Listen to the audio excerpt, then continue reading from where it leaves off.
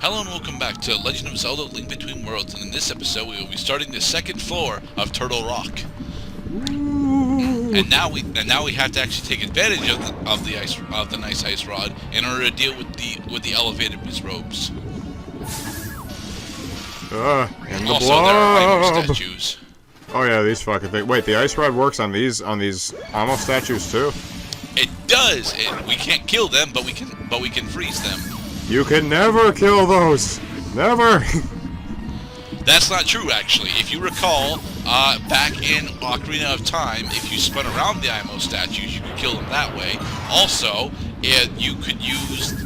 Actually, that was Super Mario 64 that I'm thinking of, where you could do that. But for Ocarina of Time, you could actually throw bombs at Imo statues and kill them that way. Yes. Because they have eyes that hurt when there's smoke in them. And here we have the new form of gargoyles, the fire gargoyles. These are also affected by the ice rod. They're just not weak to it. But if you attempt to sort them while they are not frozen, you get hurt by them, being on fire. We're so dangerously low on magic. There's no magic. Well, there is a magic refill in this room. I'm just not using it. Woo. Right there. God damn it. And that is how we get the shortcut. So it's totally pointless for me because I'm clearing this in one sitting. Right, and that was what made Turtle Rock a fucking epic dungeon. There's a mini boss rush in these dungeons. Not in this one, thankfully. I mean, I'm not opposed to there being a mini boss, to being mini bosses in Turtle Rock, but I am opposed to a mini boss rush, where you fight multiple mini bosses all in a row. I am opposed to that specifically because Legend of Zelda doesn't do that all that well. Link's Awakening's got it, yes, but Link's Awakening is the only one to have it, and that's because it was, partially made by Capcom. Here's the big key. If that's the big key, then what's in that other chest? This is the optional treasure chest. This is the Hylian shield. The Hylian shield, yeah. All right, now we're talking. Kind of. The Hylian shield is actually a really good defensive upgrade, but it's a shield based on it's the shield based on the game Link to the Past. So as nice an upgrade as it is, you're never gonna notice that you have the damn thing. I mean, after a little while, yeah, but it actually, like, come to think of it, no, we hadn't seen the Hylian shield all game, and then here it is. Yeah, the Hylian shield is locked behind Turtle Rock. I think that this shield doesn't actually get ate by like legs, but I'm not entirely sure. It probably gets eaten by like legs. But the big important thing about it is that now we have slightly better resistance to fireballs. Slightly better resistance. Actually, I'm pretty sure, if memory serves me correctly, if you get your mirror shield eaten by like legs, you can buy your mirror shield back from the bazaar. In Ocarina of Time, right? Yeah. I could also be totally wrong. Using our first small key. The door. Also, you can use the ice rod to hold these fireball throwers, which totally negates the advantage of getting the Hylian shield, because this is pretty much the only enemy in the game that throws fireballs at you. I mean, sure, the Zoras do, but the Zoras are just outside, so I don't really have to worry about them. Those are basically boo gargoyles, if you will. They sit like statues, but they are menacing when you have your back turned to them. Or when you're facing them, because they hate you. Their hate knows some bounds. Ah, Mario, you look so amazing. You can also use the ice rod to freeze. You can also use the ice rod in order to freeze the spinners. I specifically do not recommend trying to freeze the spinners because it doesn't actually accomplish all that much. Ouch. What were we just talking about? Got. Finally. Okay, now we can go kill that Wizrobe, which will allow us to to hopefully get this final treasure chest, and then we can. God damn it! Fuck. All right, now you have to die. Well, not die, but get thrown into the lava. Which is basically dying. You have effectively 12 lives. Actually, no, 20 lives. Damn it, we're running out of links. There. Now we can get that treasure chest. And what did we spend all this time attempting to get, Mr. Cloud? Money. We apparently fell off the goddamn ladder. Ugh.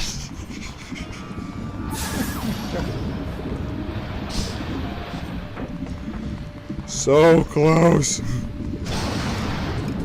So close. There. 100 rupees. I hope I like What the fuck? Well, we are relatively close. I see you got 100 rupees! We can actually go and buy another, we can most certainly go and buy another item to upgrade with our Mayamais, but we're a bit short on Mayamais to do that at the moment. Yeah, we need like, we need like 8 more Mayamais or something. Like 7, 8 more Mayamais. Actually. God damn, we are fucking awesome at Maimai Hunter. I showed off last part that we successfully cleared off all of the Mayamais in the Lake Hylia section of Hyrule, or rather the Hylian Beach section of Hyrule. Hello, Wizrobes. Wait, aren't we in the boss lair right now? We are almost in the boss lair. So they're doing the Eagle Tower thing, where you get into the boss room before, well before you actually fight the boss. Nope, here's the boss room. I don't remember what this guy is, so I'm going to continue to refer to him as Cerberus, despite the fact that this is not a Cerberus tortoise. This is in fact just a Magma tortoise, a Magma tortoise, if you will. And I want to apologize once again for the audio and frame rate issues for this fight. This is actually how this fight went during the test playthrough. For the record, I don't know what exactly is causing my Citra to do this, but yeah, I do not render this fight appropriately. I want to say it's because of all the goddamn fire effects and the radiant glow of the magma underneath, causing the frame rate to dip, but I'm not entirely sure.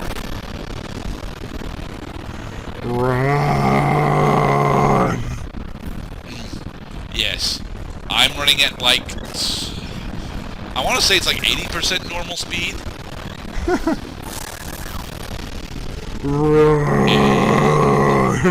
Oh, no, that's right. I have to wait for him to go into phase 2 before that'll work. But yeah, pretty terrifying. It is suitably epic, much like the Leandri Deku Cactus. But I will say that this fight is significantly easier than Cerberus was. And remember, Cerberus was, you know, the hardest of the normal boss fights in Link to the Past. The reason why this fight is so difficult is because you can theoretically do this dungeon first. So one of the smaller problems with this game overall is the fact that well, there isn't really a difficulty curve. You get to low rule, and that's where difficulty caps off for the game. This looks more like the Great Dodongo. Kinda, except you don't have to use bombs on him. And you know, there's significantly more fire going around as opposed to in the Great Dodongo fight, where it's, you know, you just have to deal with his fire breath and the locale.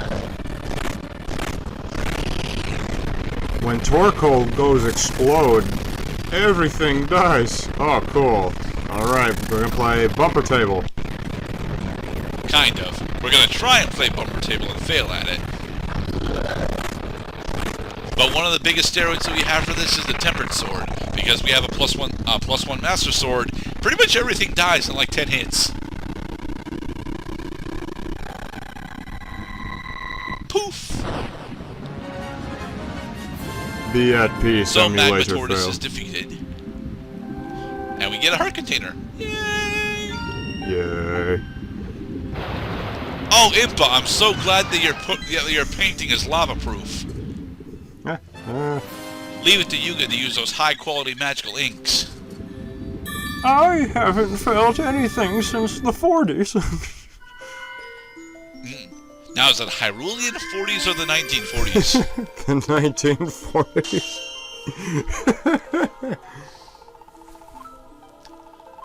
You are the hero of our time. Not the hero of time. Oh no, we're the hero of worlds. She looks like Eric Cartman if Eric Cartman was an old lady with hair drooping down her front shoulders. Nah, she's significantly less obese than Eric. It's honestly the cap and the gown that made me think that, the robes I should say.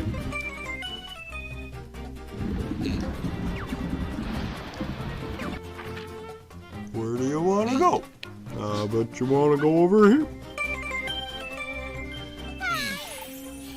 Yes, actually, we did get the eerie glasses from the fortune teller. We just haven't been using them because they're hint markers, and we don't really need hints for this game.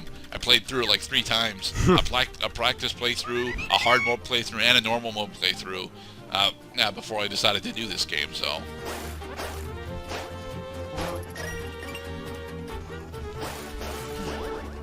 So it's new in the world of Cloud whilst we decide what we're doing. Well, I was telling you off camera that that my ears have all but stopped ringing from the other night. Metal Fest 2019 it was fucking awesome. So, along came the flood. Time's expired. Of course, headlining Soulfly, and one other band, the Mighty Fall. They also were pretty dope. Oh my god. 6 hours of sustained ear damage. I can feel it. Alright, and so here we go into, well... Oh, come on, Hilda. I don't understand why Hilda didn't talk to us. She's supposed to, but then again, we're not actually on the right side of Low Rule's Death Mountain. But yeah, Low Rule's Death Mountain is in perpetual winter, whereas our Death Mountain is in perpetual summer. This has to be one of my favorite iterations of the Death Mountain theme that I've yet heard in any game. Even better than the Four Swords Adventure one, which I thought was pretty good. Come on, just bring out the hammer. Actually, wait, they are doing the Four Swords... Because this is the theme that was playing when you were in the clouds. And we're also walking on a white surface in this level. I think that, I mean, they are doing the Lake Cositis thing, certainly, because of course the center of hell, after you go through the other circles, the Lake Cositis is actually frozen. And here are our heroes finding themselves most imperiled. But then again, I pronounce it Gokutus slightly because of Overlord, because that's what the warrior's name is in Overlord. Alright, so we have successfully gotten the weather vane here. I think that's mostly what we're here for. I don't think we're doing... Oh, we are doing Treacherous Tower. Alright, so... Hello there! Next part, we will show off a majority of the Treacherous Tower. I will say that I absolutely love this minigame. It is awesome, and it is the easiest way to get a shit ton of rupees. And in the next part, we will go through it. Survival is not guaranteed.